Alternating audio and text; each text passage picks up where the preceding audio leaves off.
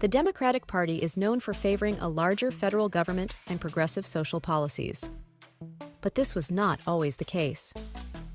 In 1792, when Founding Fathers Thomas Jefferson and James Madison formed the Democratic-Republican Party, which would later become the Democratic Party, they wanted the federal government to have a smaller role and more people involved in the democratic process.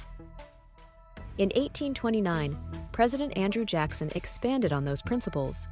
He wanted the federal government to further shrink and championed enlarging the electorate from landowners to white men of all socioeconomic classes.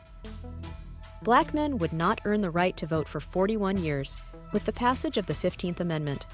Women would not gain the vote for 91 years with the passage of the 19th Amendment.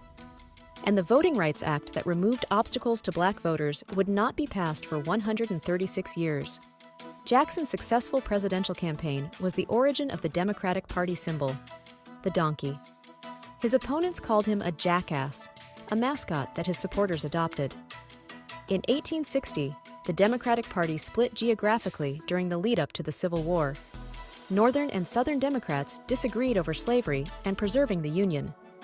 When the South lost the Civil War in 1865, the Democratic Party lost its national prominence for several generations, while the Republican Party of President Abraham Lincoln dominated the political landscape.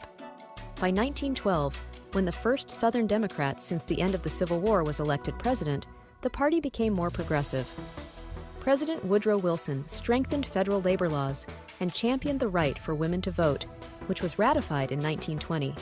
It wasn't until the Great Depression that Democrats regained their political dominance, led by President Franklin Roosevelt, who further expanded the role of the federal government through a series of programs known as the New Deal.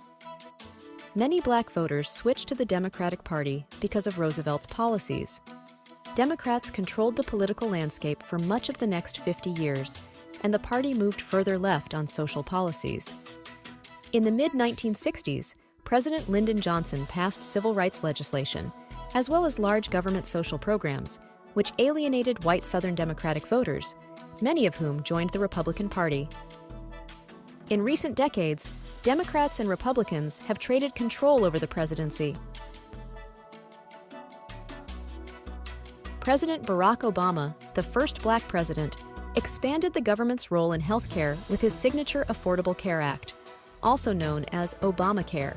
When President Joe Biden came to office during the COVID-19 pandemic, he and lawmakers passed a $1.8 trillion COVID-19 relief package, a $1.2 trillion infrastructure bill, and a further $369 billion for climate initiatives.